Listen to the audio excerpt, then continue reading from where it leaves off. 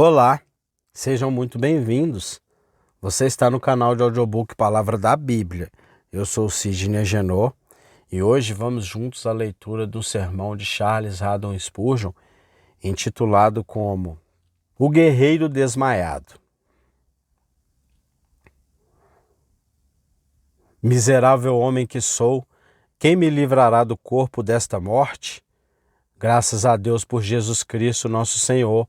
Romanos capítulo 7, versículo 24 e 25. Se eu escolhesse ocupar seu tempo com assuntos controversos, poderia demonstrar que o apóstolo Paulo está aqui descrevendo sua própria experiência como cristão. Alguns afirmam que ele está meramente declarando o que era antes da conversão e não o que era quando se tornou o recipiente da graça de Deus.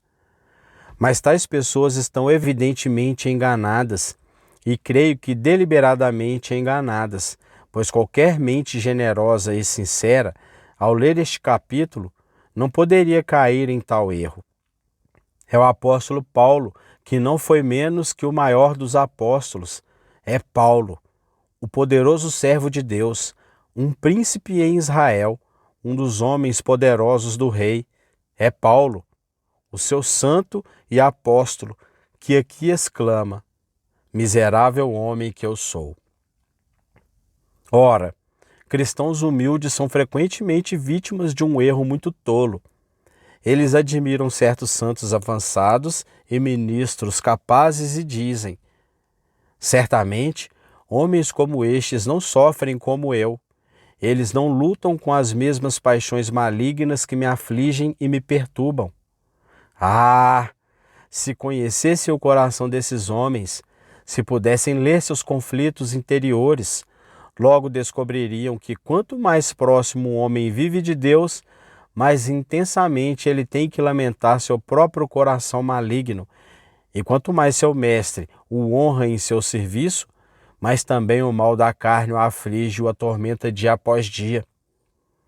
Talvez esse erro seja mais natural, como certamente é mais comum em relação aos santos apostólicos.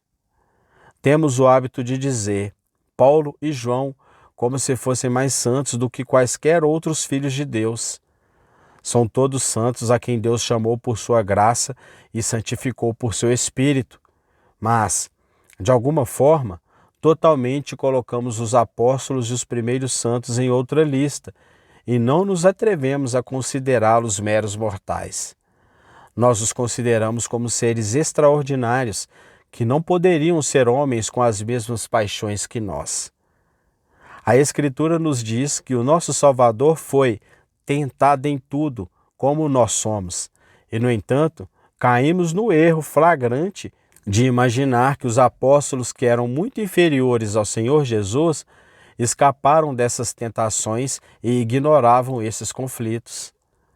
O fato é que, se você tivesse visto o apóstolo Paulo, teria pensado que ele era notavelmente parecido com o restante da família escolhida. E se tivesse conversado com ele, teria dito: ora, Paulo, acho que sua experiência e a minha concordam exatamente.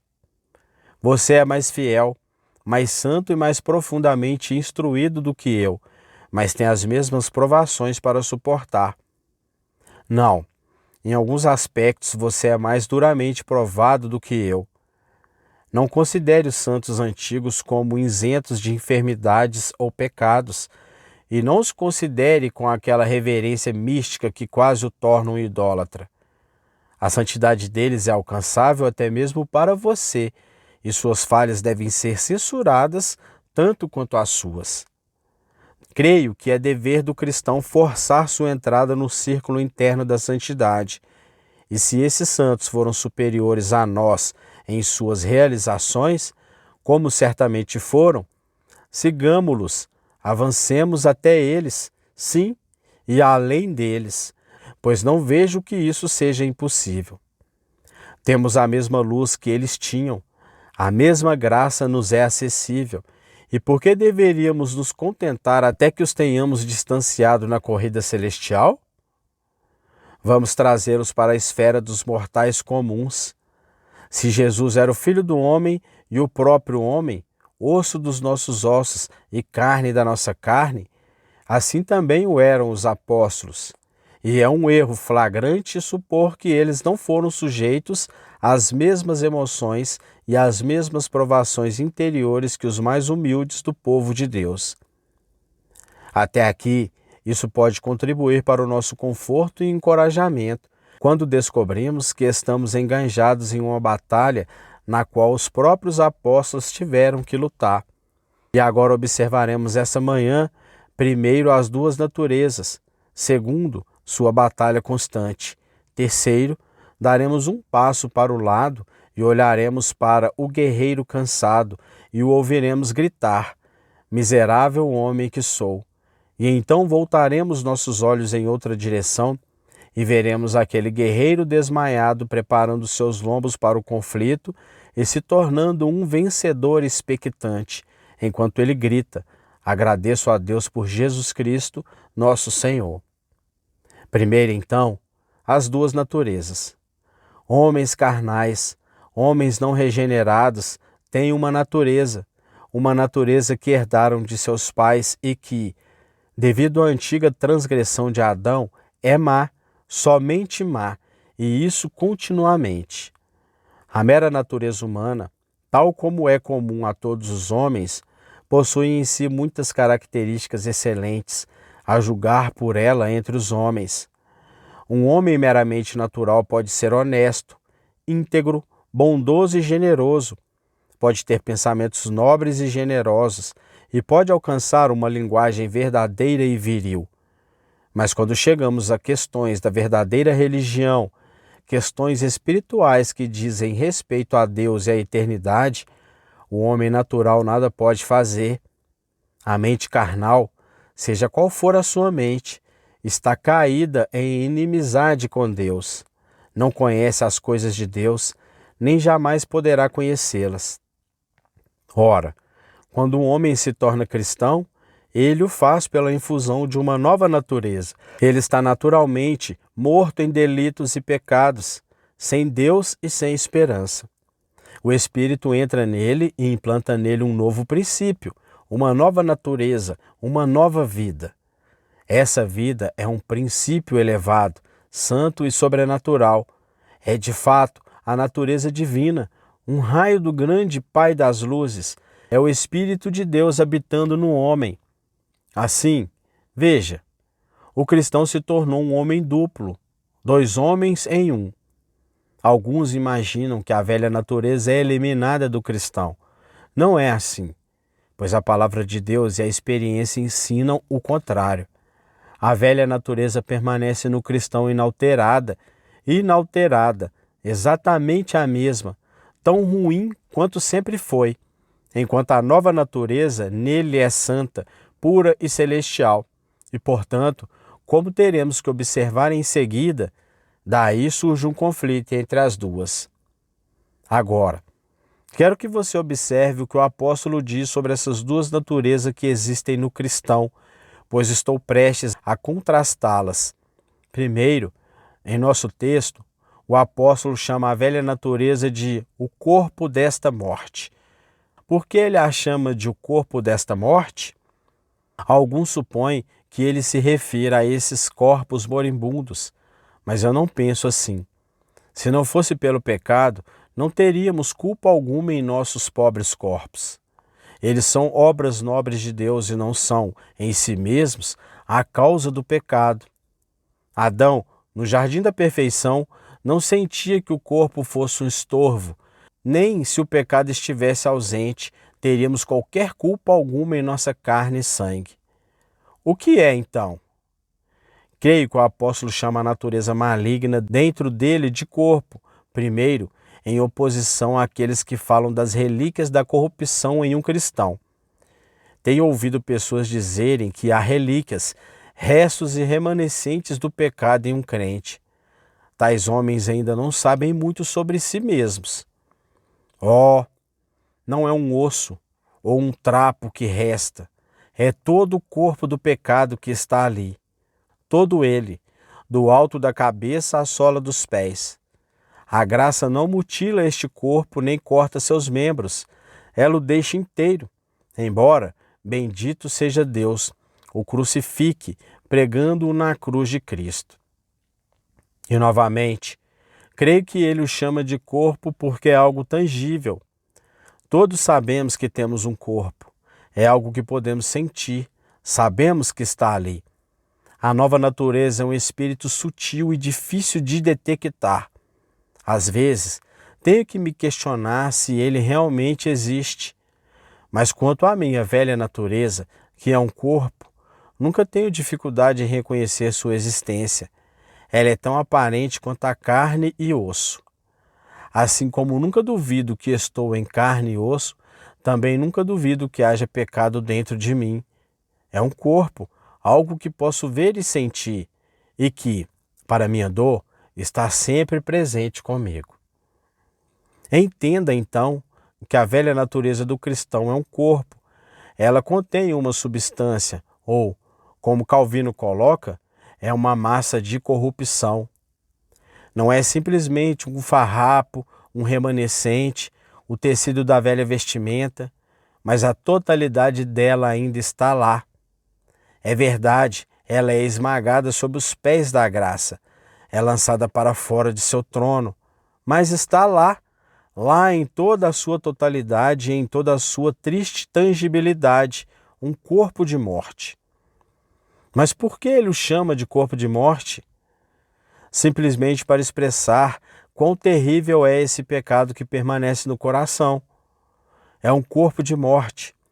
Devo usar uma figura que é sempre anexada a esse texto e muito apropriadamente.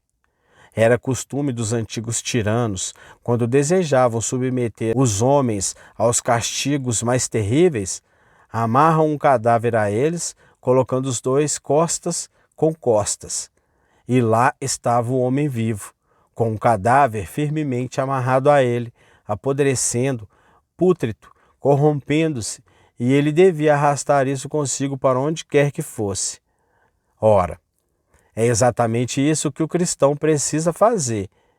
Ele tem dentro de si a nova vida, tem um princípio vivo e imortal que o Espírito Santo colocou nele, mas sente que todos os dias tem que arrastar consigo esse corpo morto, esse corpo da morte, algo tão repugnante, tão hediondo, tão abominável para a sua nova vida, quanto uma carcaça morta e fedorenta seria para um homem vivo.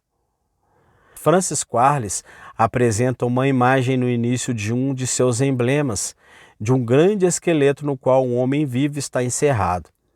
Por mais pitoresca que seja a fantasia, não é mais singular do que verdadeira. Ao velho homem esquelético, imundo, corrupto e abominável. Ele é uma gaiola para o novo princípio que Deus colocou no coração. Considere por um momento a linguagem marcante do nosso texto. O corpo desta morte é a morte encarnada, a morte concentrada, a morte habitando o próprio templo da vida. Você já pensou em como a morte é uma coisa terrível? Essa ideia é a mais abominável para a natureza humana. Você diz que não teme a morte e com muita propriedade, mas a razão pela qual não teme a morte é porque olha para uma imortalidade gloriosa. A morte em si é algo aterrador. Ora, o pecado inato carrega consigo todo o terror desconhecido, toda a força destrutiva e toda a estupenda melancolia da morte. Seria necessário um poeta para retratar o conflito da vida com a morte, para descrever uma alma vivente condenada a caminhar pelas sombras negras da confusão e a carregar a morte encarregada em suas próprias entranhas. Mas essa é a condição do cristão. Como homem regenerado, ele é um espírito ardente, brilhante e imortal, mas tem que pisar nas sombras da morte. Tem que travar batalha diária com todos os tremendos poderes do pecado, que são tão terríveis, tão sublimemente terríveis, quanto os poderes da morte e do inferno.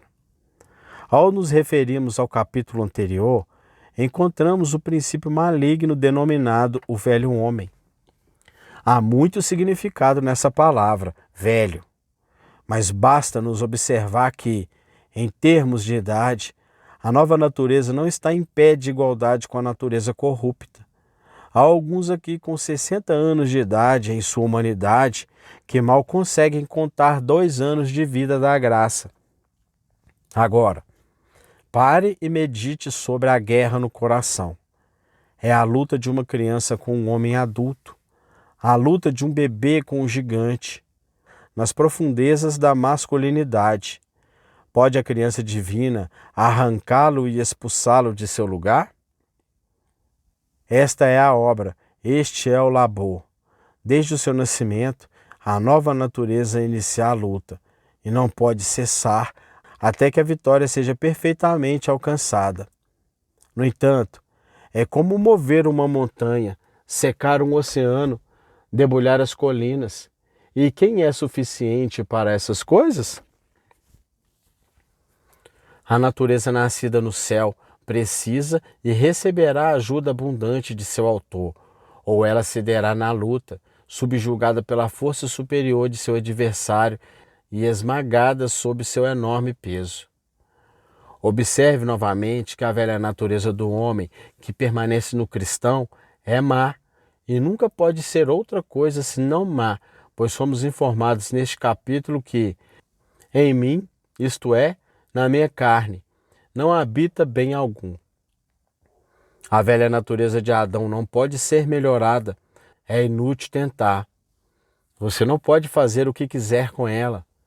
Pode educá-la, pode instruí-la e assim pode dar-lhes mais instrumentos para a rebelião, mas não pode transformar o rebelde em amigo. Não pode transformar as trevas em luz.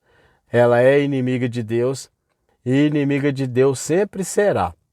Ao contrário, a nova vida que Deus nos deu não pode pecar. Esse é o significado de uma passagem em João, onde se diz: o Filho de Deus não peca, não pode pecar, porque é nascido de Deus. A velha natureza é má, apenas má, e isso continuamente. A nova natureza é totalmente boa, ela não conhece o pecado, exceto odiá-lo. Seu contato com o pecado lhe traz dor e miséria, e ele clama: ai de mim, que habito em Meseque e habito nas tendas de Quedar. Assim, dê-lhes uma pequena imagem das duas naturezas. Permita-me lembrá-los novamente de que essas duas naturezas são essencialmente imutáveis. Vocês não podem tornar a nova natureza que Deus lhes deu menos divina. A velha natureza vocês não podem tornar menos impura e terrena. O velho Adão é uma coisa condenada. Vocês podem varrer a casa e o espírito maligno pode parecer sair dela, mas ele voltará e trará consigo outros 7 demônios mais perversos do que ele. É a casa de um leproso, e a lepra está em cada pedra, desde a fundação até o telhado. Não há parte sã. É uma vestimenta manchada pela carne. Vocês podem lavar, lavar e lavar, mas nunca a lavarão até deixá-la limpa. Seria tolice tentar. Por outro lado, a nova natureza jamais pode ser contaminada, imaculada, santa e pura. Ela habita em nossos corações, ela governa e reina ali, aguardando o dia em que expulsará seu inimigo e, sem rival, será monarca no coração do homem para sempre. Assim, descrevi os 2 combatentes. Agora, em seguida, abordaremos sua batalha. Nunca houve em todo o mundo uma rixa mais mortal entre as nações do que entre os 2 princípios, o certo e o errado. Mas o certo e o errado são frequentemente separados um do outro pela distância e, portanto, nutrem um ódio menos intenso. Suponha um exemplo. O certo vale pela liberdade, portanto, o certo odeia o mal da escravidão. Mas não odiamos a escravidão tão intensamente quanto o faríamos se víssemos diante de nossos olhos. Então o sangue ferveria ao vermos nosso irmão negro ser açoitado pelo chicote de couro de vaca. Imagine o senhor de escravos parado aqui, espancando seu pobre escravo até que o sangue vermelho jorrasse em um rio. Você consegue conceber sua indignação? Ora, é a distância que o faz sentir isso de forma menos aguda. O certo esquece o errado porque está longe. Mas suponha agora que o certo e o errado vivessem na mesma casa. Suponha dois inimigos tão desesperados, alojados em beliches, em cabines e confinados dentro desta casa estreita. Cara, suponha que os dois sejam obrigados a morar junto. Você consegue imaginar a que ponto de fúria desesperada esses dois chegariam um com o outro? O mal diz: vou te expulsar, intruso. Não posso ser pacífico como gostaria, não posso me revoltar como gostaria, não posso me entregar como gostaria. Fora daqui, nunca estarei satisfeito até te matar. Não, diz a natureza recém-nascida. Eu te matarei e te expulsarei. Não permitirei que pau ou pedra permaneçam em ti. Jurei guerra à faca contra ti.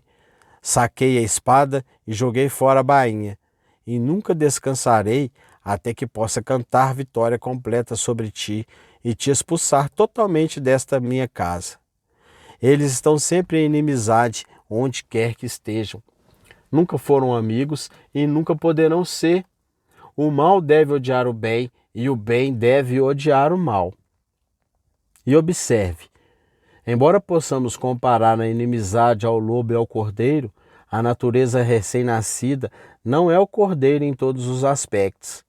Pode estar em sua inocência e mansidão, mas não em sua força, pois a natureza recém-nascida tem toda a onipotência de Deus, enquanto a velha natureza tem toda a força do maligno em si, que é uma força que não é facilmente exagerada, mas que frequentemente subestimamos. Essas duas coisas estão sempre em desesperada inimizade uma com a outra. E mesmo quando ambas estão quietas, elas se odeiam. No entanto, quando minha natureza maligna não se manifesta, ainda assim ela odeia a natureza recém-nascida. E quando a natureza recém-nascida está inativa, ela tem, no entanto, uma profunda aversão a toda a iniquidade. Uma não pode suportar a outra, deve se esforçar para rejeitá-la. Nem estas, em nenhum momento, deixa passar a oportunidade de se vingarem uma da outra. Há momentos em que a velha natureza está muito ativa, e então como ela usará todas as armas de seu arsenal mortal contra o cristão? Vocês se verão repentinamente atacados pela raiva, e quando se protegerem contra a tentação ardente, de repente perceberão o orgulho surgindo e começarão a dizer a si mesmos: não sou um bom homem por ter controlado o meu temperamento?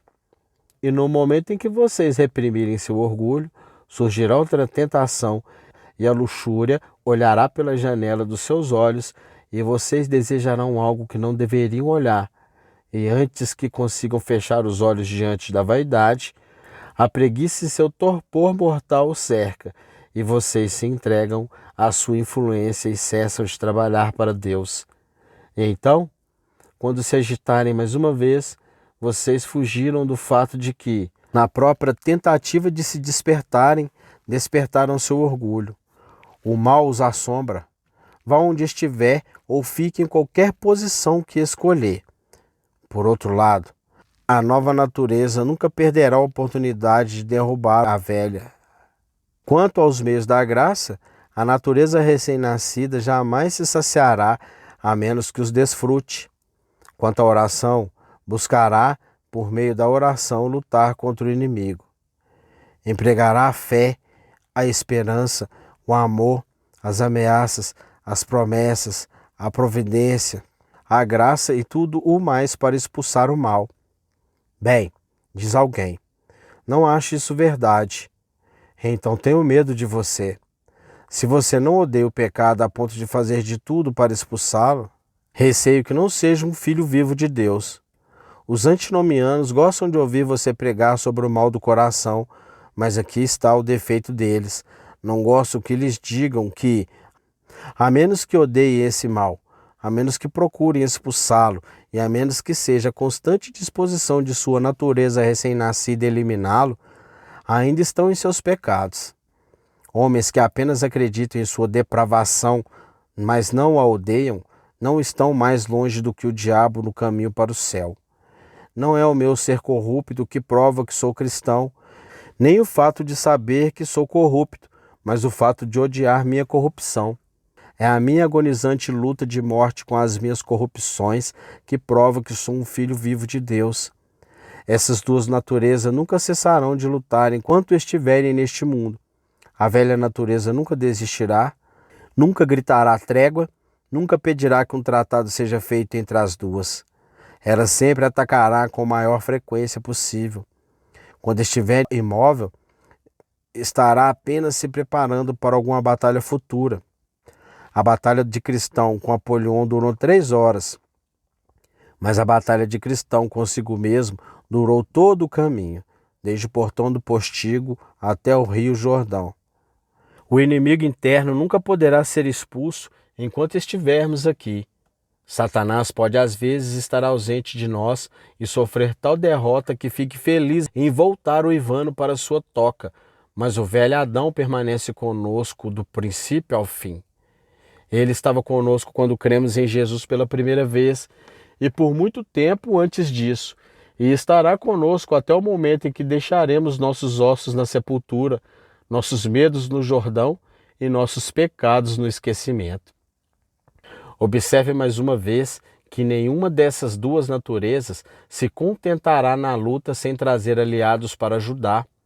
A natureza maligna tem relações antigas e, em seu esforço para expulsar a graça que existe em seu interior, envia mensageiros a todos os seus ajudantes. Como Querdos Lasmer, o rei de Elam, traz consigo outros reis quando sai para a batalha. Ah, diz o velho Adão, tenho amigos no abismo. Ele envia uma carta às profundezas e aliados dispostos vêm de lá, espíritos das vastas profundezas do inferno. Demônios inumeráveis sobem para ajudar seu irmão. E então, não contente com isso, a carne diz, ah, tenho amigos neste mundo. E então o mundo envia suas ferozes cortes de tentação, como a concupiscência dos olhos e a soberba da vida. Que batalha quando o pecado, Satanás e o mundo se lançam sobre o cristão de uma só vez. Oh, diz alguém, é uma coisa terrível ser cristão. Garanto-lhe que é. É uma das coisas mais difíceis do mundo ser filho de Deus. Na verdade, é impossível, a menos que o Senhor nos torne seus filhos e nos mantenha assim. Bem, o que a nova natureza faz?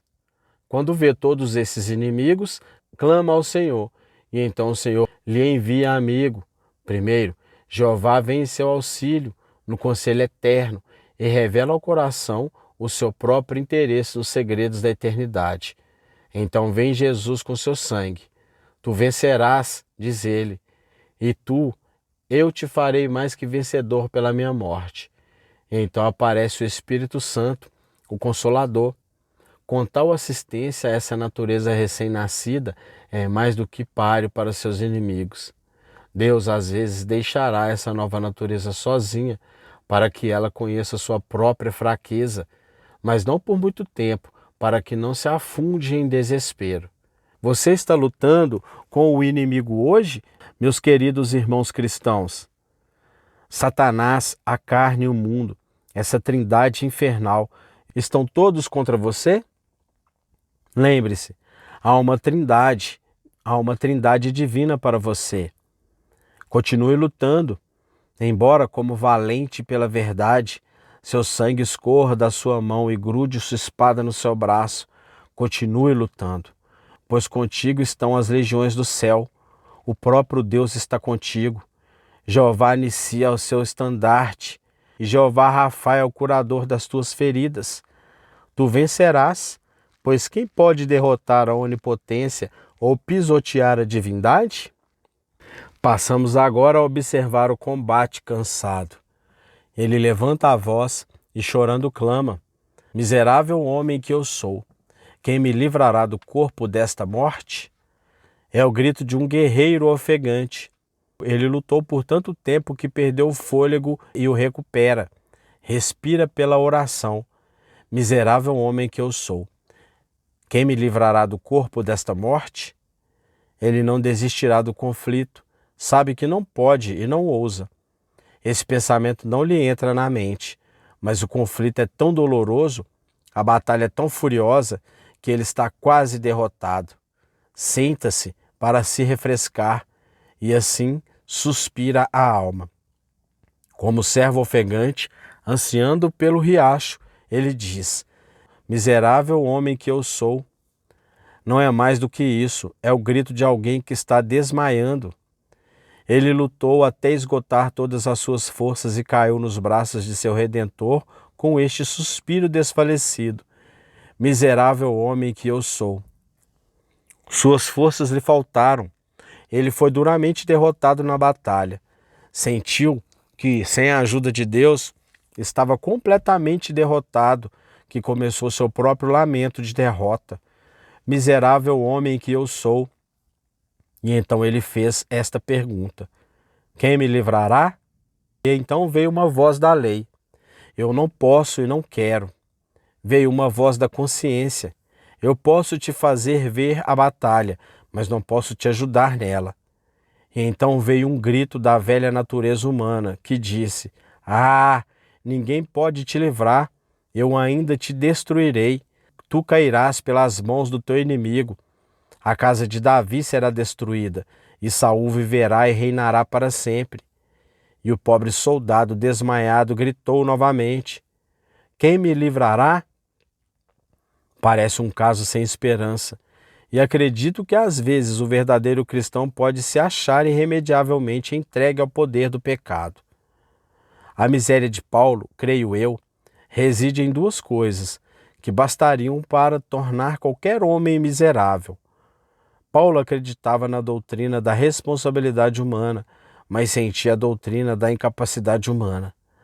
Às vezes ouço pessoas dizerem: você diz ao pecador que ele não pode crer e se arrepender sem a ajuda do Espírito Santo, e ainda assim lhe diz que é seu dever crer e se arrepender.